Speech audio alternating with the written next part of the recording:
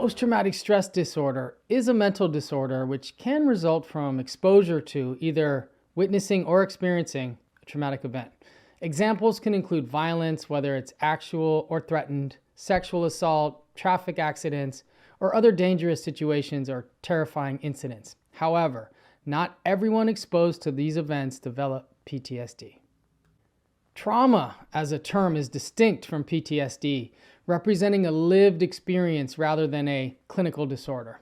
More than a third of people exposed to intentional trauma develop PTSD. Although some traumatized individuals develop trauma-related symptoms, others do not. More research is needed to understand why some people bounce back quickly, others have negatively altered trajectories, and some never fully recover from PTSD. The theory of latent vulnerability suggests that an individual's genotype interacts with social and environmental stressors to differentiate one's susceptibility to psychiatric outcomes, particularly true when the adversity is experienced early in life.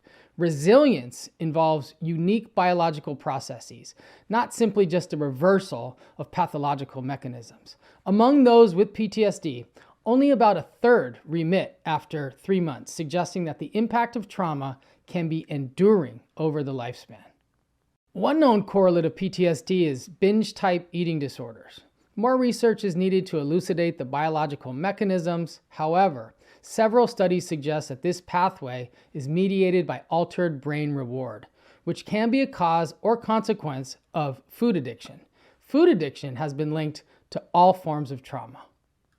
The symptoms of PTSD fall into 4 categories. Intrusion includes intrusive thoughts that are difficult to control, such as flashbacks.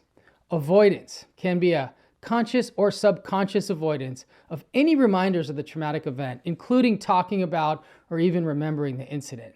Altered cognition and mood can include distorted thoughts about the cause or consequence of the event and the negative emotions leading to social disconnection. And altered arousal and reactivity. This can include anxiety symptoms and increased threat vigilance, as well as sleep difficulties. It actually makes a lot of sense that symptomatic individuals might consume highly palatable food as a form of self-medication.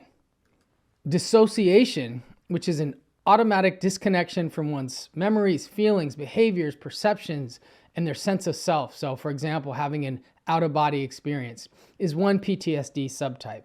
This subtype is associated with higher PTSD severity, derealization and depersonalization, a more significant history of early life trauma, and higher levels of psychiatric comorbidity.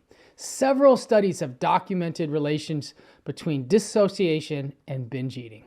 In some cases, when individuals are affected by the overvaluation of shape and weight, dissociation may promote the initiation of binge behavior by decreasing self-awareness and negative emotional states that are linked to the long-term consequences of those actions. Therefore, treatment for pathological eating should address dissociative disorders whenever present.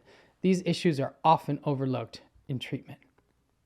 The concept of complex trauma, or CPTSD, is growing in clinical circles. However, it has not been established as an official diagnosis. Complex trauma is not defined by a single event, but instead occurs repeatedly and cumulatively over time and within specific relationships and context. This concept contributes to an expanding understanding of trauma, including psychological problems not included in the diagnoses of PTSD, including anxiety, self-hatred, risk-taking behaviors, and problems with interpersonal and intimate relations. This includes parenting. Even in the absence of an identifiable event, complex trauma can be characterized by a failure to heal wounds and thus the living legacy of adversity. After trauma and PTSD, we remember it with our bodies. It is often not experienced as a memory. The raw data can remain unprocessed and encoded in the amygdala. This is part of the limbic system responsible for emotionality, including fear. According to Janina Fisher, there can be a sensitization to subtle reminders, with the smoke detector picking up signs of imminent danger. That's in the amygdala. These biological and behavioral manifestations are not addressed in treatment for eating pathology. The interventions are unlikely to be successful. At Wise Mind Nutrition, we use a trauma-informed approach to nutrition education and counseling. We believe in the biopsychosocial model of health and disease. For this reason, our treatment program is designed for individuals with hyperactive autonomic nervous systems and disorganized attachment patterns. We believe in resilience.